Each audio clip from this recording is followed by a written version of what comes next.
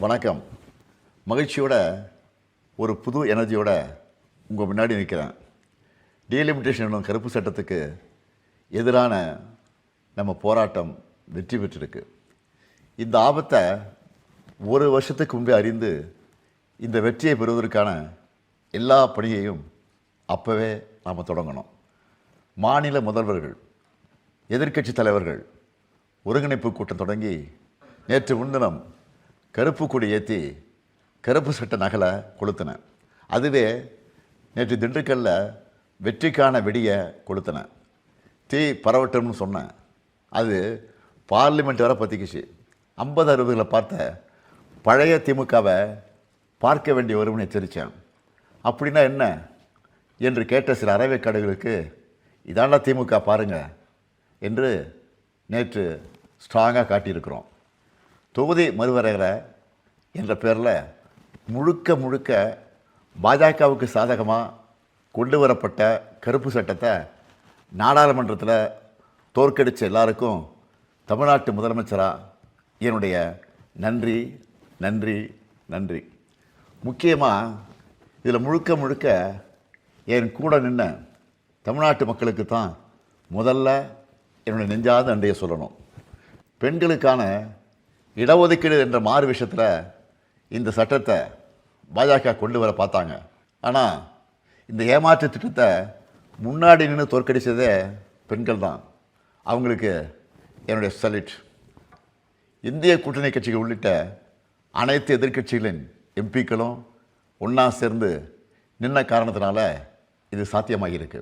வடக்கு தெற்கு என நமக்குள்ளே பிளவை ஏற்படுத்தி சண்டை போட்டு வைக்கலான்னு நினச்சவங்களுக்கு சரியான சம்மட்டடி கிடைச்சிருக்கு.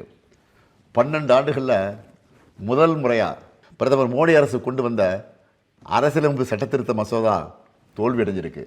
இது தொடக்கம்தான். பாஜக இனி நாடு முழுக்க பெறப்போகிற தோல்விக்கான தொடக்கம் இது. எதிர்க்கட்சிகளின் ஒற்றுமைகளுக்கான தொடக்கம் இது. நாம் ஒன்றுபட்டால் வெற்றி உறுதி என நான் தொடர்ந்து சொல்லி வந்தேன். அது உண்மை என காட்டியிருக்கும் தொடக்கம் இது. இந்த நேரத்தில் நேற்று நாடாளுமன்றத்திலையும் மக்கள் மன்றத்திலையும் பெண்கள் இடஒதுக்கீட்டுக்கும் இந்த மசோதாவுக்கும் எந்த சம்மந்தமும் இல்லை.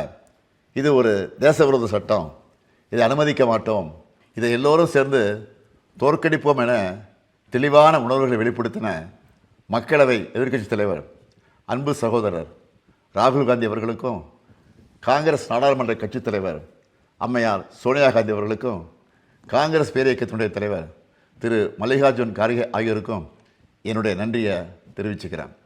காங்கிரஸ் மட்டுமல்ல, திரிணாமுல் காங்கிரஸ் கட்சி தலைவர் அருமை சகோதரி மமதா பானர்ஜி, உத்தரப்பிரதேசத்தின் ஒளிவிளக்கு சகோதரர் அகிலேஷ், ஆம் ஆத்மி கட்சி தலைவர் அரவிந்த் கெஜ்ரிவால், ராஷ்ட்ரிய ஜனதா செயல் தலைவர் தேஜஸ்வி, தேசியவாத காங்கிரஸ் செயல் தலைவர் சுப்ரியா சுரே, பிஜு ஜனதா தலைவர் நவீன் பட்நாயக், ஜார்க்கண்ட் முக்தி மோர்ச்சா தலைவர் ஹேமந்த் சோரன், ஜம்மு காஷ்மீர் தேசிய மாநாட்டு கட்சி தலைவர் ஃபருக் அப்துல்லா, சிவசேனா தலைவர் உத்தவ் தாக்கரே, இந்திய கம்யூனிஸ்ட் கட்சியுடைய பொதுச் செயலாளர் சகோதரர் டி ராஜா, மார்க்சிஸ்ட் கம்யூனிஸ்ட் கட்சியுடைய பொதுச் செயலாளர் எம்ஏ பேபி, பிஆர்எஸ் கட்சி தலைவர் கே சந்திரசேகர ராவ், சிரோமணி அகாலிதள தலைவர் சுக்பீர் சிங் பாதல் ஆகிய தேசிய தலைவர்களுக்கும் என்னுடைய நன்றிகள்.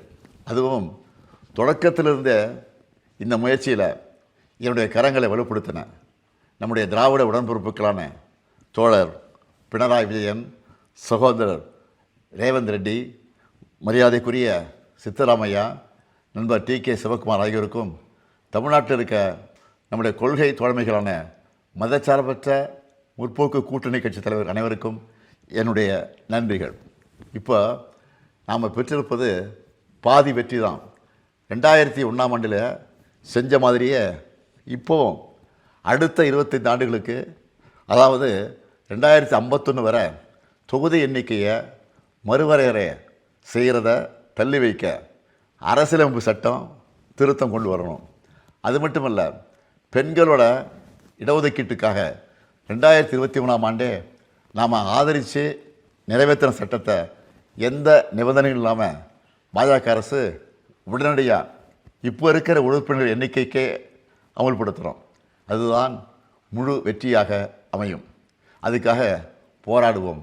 மகிழ்ச்சியான இந்த நேரத்தில் இந்த தொகுதி மறுவரையறை சட்டம் யாரெல்லாம் நம் நண்பர்கள் என மட்டும் அடையாளம் காட்டலை, தமிழ்நாட்டின் துரோகிகள் யாருன்னு அவங்க வாயாலே சொல்ல வச்சிருக்கு.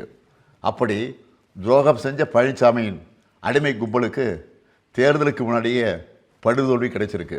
பழனிசாமி டெல்லியோட ஏஜென்ட் என்பது மீண்டும் நிரூபணமாகியிருக்கு.